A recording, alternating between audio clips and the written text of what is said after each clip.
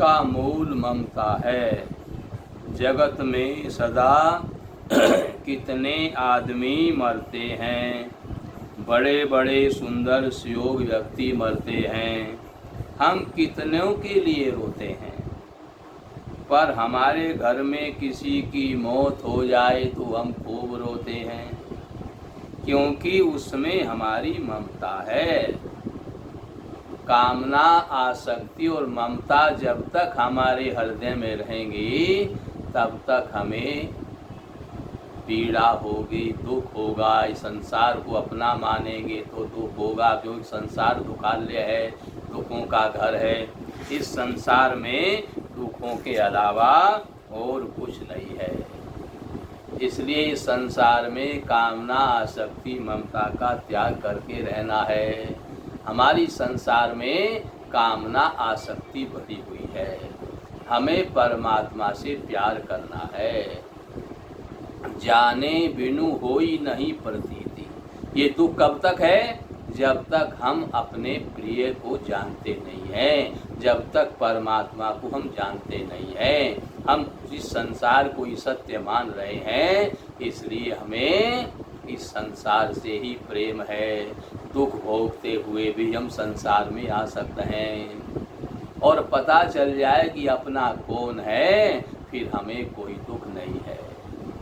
जाने बिनु होई नहीं प्रतीति, और बिनु प्रतीति होई नहीं प्रीति। जब तक जानेंगे नहीं तो प्रेम कैसे होगा। एक सेठ जी थे, उनका एक बेटा था, बेटे की पत्नी थी। अब घर में व्यापार में घाटा लग गया तो घर में बड़ी परेशानी हो गई। बेटे ने कहा, पिताजी हम पहले बड़े धनवान थे, यहाँ पर कोई छोटा मोटा काम करूँगा तो बड़ी शर्म लगेगी, रोज लोग टोकेंगे। अरे क्या हो गया, पहले तो ऐसे थे अब ऐसे हो, तो बड़ी शर्म लगेगी, काम ही नहीं हो पाएगा। इसलिए आप घर पर रहो, मेरी पत्नी भी यहीं रहेगी, और मैं कहीं परदेश में जा कर के, जहाँ मैं कोई जानता नहीं, कोई व्यापार कर लेता हूँ। सेठ जी ने कहा, बेटा ठीक कह रहे हो। अब सेठ जी का लड़का व्यापार के लिए चला गया। लड़के की पत्नी उस समय गर्भवती थी। व्यापार में जाकर के विदेश में व्यापार किया तो बड़ा लंबा चौड़ा व्यापार चल गया। बनिए का बेटा तो था ही, व्यापार में माहिर था। वो तो किसी ग्रह दोष आदि के कारण व्यापार में घाटा लग गया, इसलिए पीड़ा हो गई। अब व्यापार चलाया, खूब बढ़िया व्यापार चल गया, धन धान की कोई कमी नहीं रही। घर में रुपया पैसा भेजने लगा, पिताजी भी मौज से रहने लगे। अब इसके यहाँ समय आने पर बेटा हुआ। पिताजी ने सूचना भेजी, बेटा तुम्हारे यहाँ बेटा हुआ है, तुम बाप बन गए हो, मैं बाबा बन गया हूँ। बेटे ने कहा, अगर व्यापार छोड़ करके जाऊं तो बड़ा फिर हानि ना हो जाए। एक बार पहले हानि हो गई, दुख झेल लिए, तो इसलिए डर लग रहा था। बोले कहीं व्यापार में घाटा न हो जाए, फिर पहले जैसी व्यवस्था न हो जाए। इसलिए बोले चलो पिताजी तो घर में हैं ही, कोई बात नहीं, थोड़ा और काम ठीक हो जाए तब जाऊंगा। इनका बेटा पढ़ लिख करके जवान हो गया और उसके विवाह की तैयारी हो गई। बाबा ने, उसके जो दादा हैं, उन्होंने विवाह को जो है विवाह की तिथि भी पक्की कर दी। बेटे के पास में सूचना भेजी, बेटा तुम्हारे बेटा का फला दिन विवाह है और तुम चले आओ। बेटे ने फिर विचार विमर्श किया, फिर देखा कि ये काम कैसे होगा, ये काम कैसे होगा, मैं चला गया तो करोड़ों का घाटा लग जाएगा, पिताजी तो घर में है ही, चलो कोई बात नहीं, विवाह भी हो जाने तो फिर बाद में चले। इस प्रकार करते करते विवाह भी हो गया। विवाह भी हो गया। अब एक दिन बैठे बैठे विचार आया कि मेरे बेटा और बहू हैं और मैंने आज तक बेटा बहू को देखा नहीं, इस धन का क्या करूँगा। ये धन तो परिवार के सुख के लिए ही है, अपने सुख के लिए है। धन की तीन अवस्थाएं हैं। धन को धर्म के कार्य में लगाओ, फिर अपने सुख भोग में लगाओ, अच्छा खाओ अच्छा पहनो, और तीसरी अवस्था नष्ट होने की है, फिर धन बचेगा नहीं, बुरे कार्यों में चला जाएगा। इसलिए बोले इस धन का क्या करूँगा, अपने सुख भोग में भी लगाऊं, धर्म के कार्य भी करूं। मन में ऐसा वैराग्य हुआ, बोले जो होगा सो देखा जाएगा, और व्यापार की व्यवस्था ठीक ढंग से करके और घर के लिए रवाना हो गया। घर में सूचना पिताजी को भेज दी, पिताजी मैं फलानी गाड़ी से आ रहा हूँ, आज बेटा आ रहा है। तो सेठ जी ने पोते से कहा बेटा आज तुम्हारे पिताजी आ रहे हैं और मैं उन्हें लेने के लिए स्टेशन पर जा रहा हूँ। पोते ने कहा पिताजी हमने पिताजी को आज तक देखा भी नहीं, अगर दादाजी आपकी कृपा हो जाए, आप हमें आज्ञा दे दें तो मैं ही पिताजी को लेने चला जाऊं। दादाजी बोले बहुत बढ़िया बात है, जाओ तुम ही चले जाओ। पोते की बहू ने कहा मैंने भी ससुर जी को आज तक देखा नहीं, अगर आपकी आज्ञा हो जाए तो मैं भी इनके साथ चली जाऊं। तो बेटा बहू दोनों पिताजी को लेने के लिए स्टेशन पर पहुंच गए। स्टेशन पर गए, ना तो आज तक बहू बेटा ने पिताजी को देखा है और ना पिताजी ने आज तक बहू बेटा को देखा है। बस पता है बेटा बहू हैं, बहू बेटा को भी पता है कि हमारे पिताजी हैं, बस पता है, लेकिन आज तक देखा नहीं है। तो दोनों स्टेशन से पे उतरे, गाड़ी आई, उस प्लेटफार्म पे उतरे तो वो इधर चले गए, वो उधर चले गए, दोनों जानते तो है ही नहीं आपस में। देर हो गई तो विचार किया सेठ जी ने कि पता नहीं कोई गांव से लेने नहीं आया, किसी कारणवश कोई मजबूरी हो गई होगी। अब तो देर हो गई, गांव का रास्ता भी थोड़ा ठीक नहीं है, अंधेरे में जाना ठीक नहीं, सवेरे जाऊंगा। वहीं पास में स्टेशन पे कोई होटल था, उस होटल में ठहर गया। बहू बेटा ने भी विचार किया पिताजी इस गाड़ी से आए नहीं, हो सकता है रात की गाड़ी से आए, देर वाली गाड़ी से आए, तो क्यों न हम भी यहीं रुक जाएं, देर में जब गाड़ी आएगी फिर उनको देख लेंगे। पहले क्या होता था, एक टिकट 24 घंटे चलता था, किसी भी गाड़ी में बैठ जाओ, जब ज़्यादा इतनी भीड़ तो होती नहीं थी, रिजर्वेशन करके जाना। रिजर्वेशन की ज़रूरत तो जब पड़ी है जब सीट खाली नहीं रहती, इसलिए पहले ही सीट बुक करवा लो। पहले ऐसा कुछ था नहीं, ये गाड़ी छूट गई तो वही टिकट दूसरी गाड़ी में चलेगा, तीसरी में चलेगा, 24 घंटे तक वही टिकट चलेगा।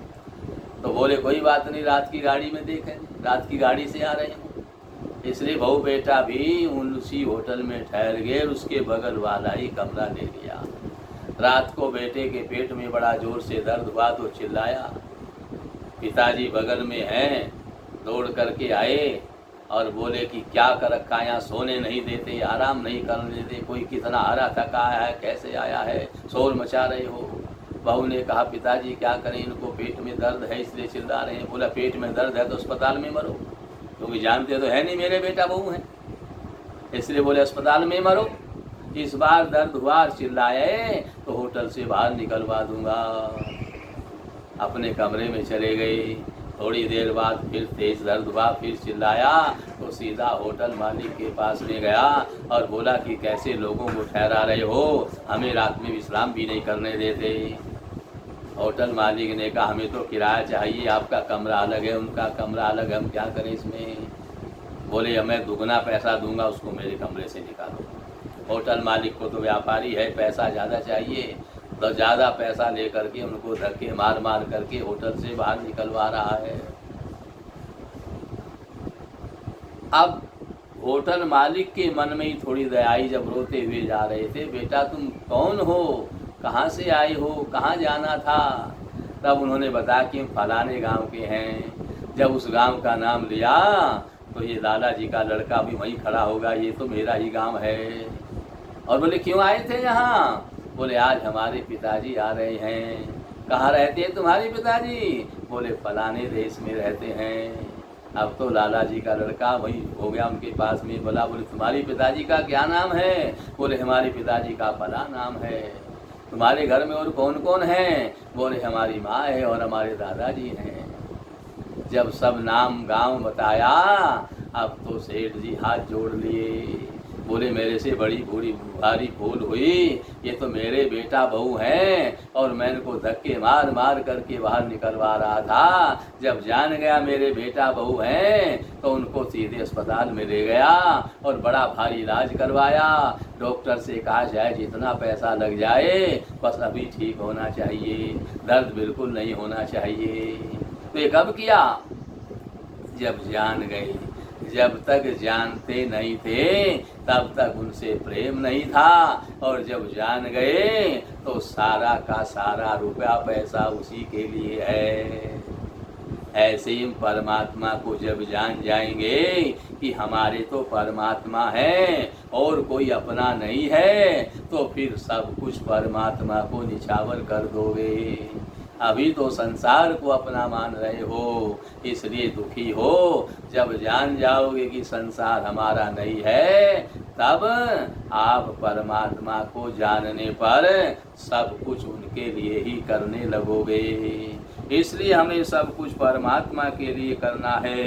भगवान के भोग लगाएं, जो कुछ भी खाएं भगवान का भोग लगाएं। भगवान को भोग लगाए बिना कुछ खाएंगे नहीं, क्योंकि भगवान के भोग में बड़ा महत्व है। भगवान का जो भोग है उसमें बड़ा महत्व है। यह भगवान का प्रसाद है। यह भाव आ गया, सैकड़ों हजारों अश्वमेध या अग्निहोत्र का फल प्रसाद से प्राप्त होता है। जब प्रसाद के महत्व को समझ जाओगे कि सबसे बड़ा अश्वमेध यज्ञ यही है, भगवान को हमने जो भोग लगा दिया वो प्रसाद हो गया, और जो भगवान को भोग नहीं लगाया वो प्रसाद नहीं रहा। भगवान के लिए हम संसार में जो भी कार्य करते हैं वे सब कार्य भगवान के लिए हैं, अपने लिए कुछ है ही नहीं। और जो हमने भगवान के लिए नहीं किए, अपने अहम आदि में आकर के किए हैं, तो वे सब हमारे लिए होंगे जो दुखदायी होंगे। भगवान के लिए किया हुआ कर्म अश्वमेध यज्ञ के समान होता है। लीलामय की लीला भंगिमा परम मनोहर और अत्यंत गूढ़ है, सबकी समझ में आ नहीं सकती है। ब्रह्मादिकों को भी उसका रहस्य मालूम नहीं होता है। ब्रह्मादि बड़े बड़े देवता भी जिसके लिए चक्कर में पड़ जाते हैं।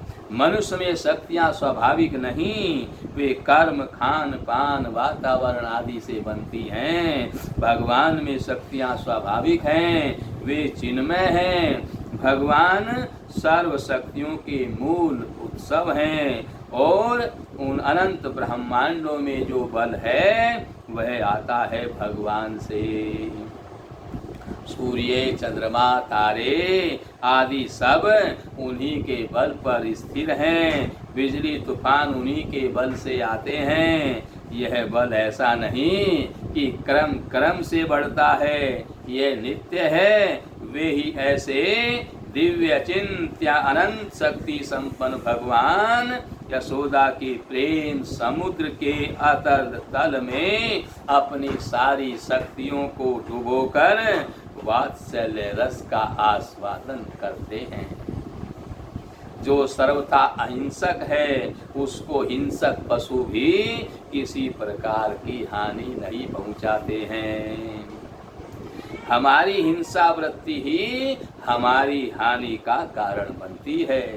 कई लोगों का अंतःकरण स्वभावतः ही फिसलने वाला होता है। उनमें थोड़े ही कारण से आर्द्रता आ जाती है, वहाँ प्रेमांकुर हो ही ऐसी बात नहीं।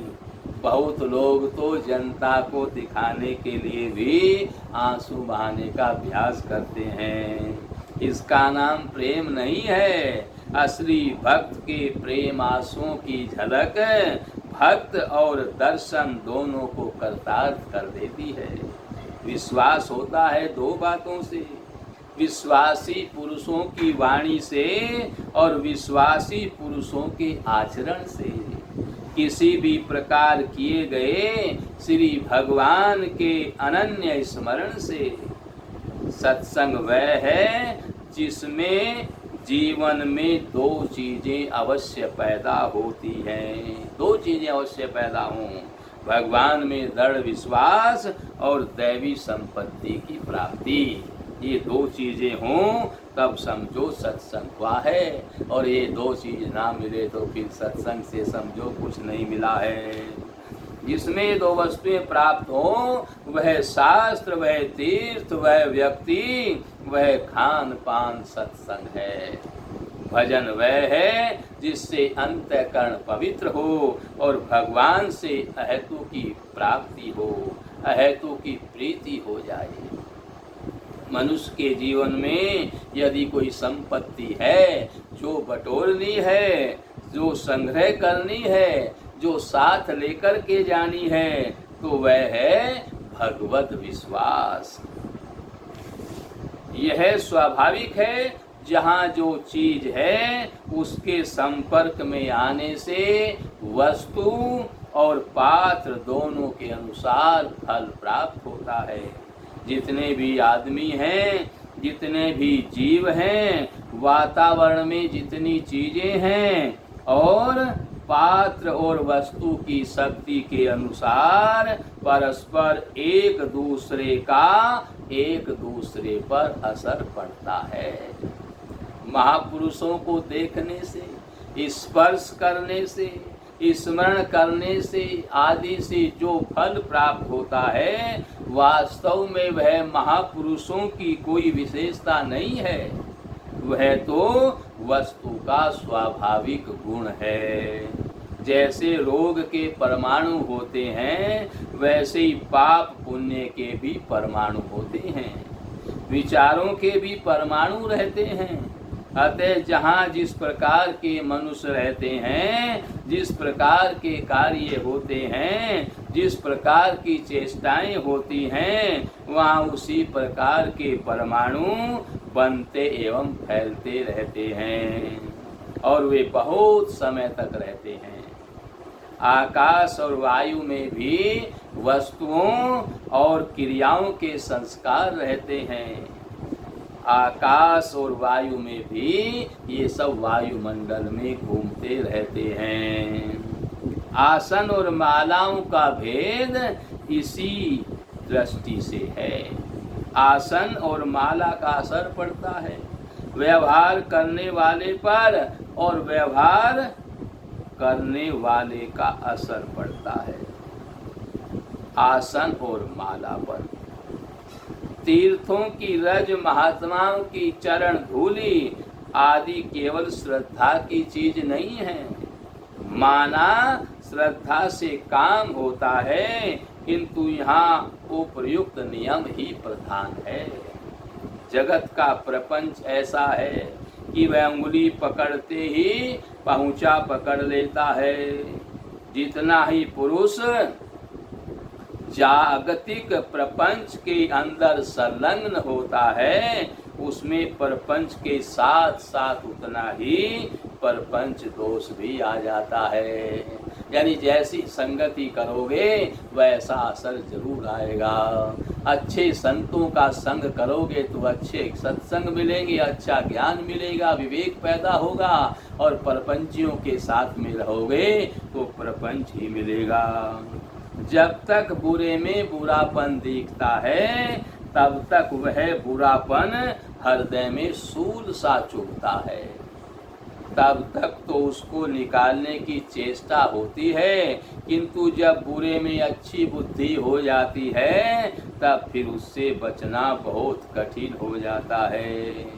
कर्म से बुराई निकालने का एक ही उपाय है, भगवत समर्पण बुद्धि। भगवान के समर्पण अपनी बुद्धि को कर दें। जहाँ लौकिक वस्तुओं की इच्छा हुई, वहाँ ज्ञान ढक जाता है और पाप आ जाता है।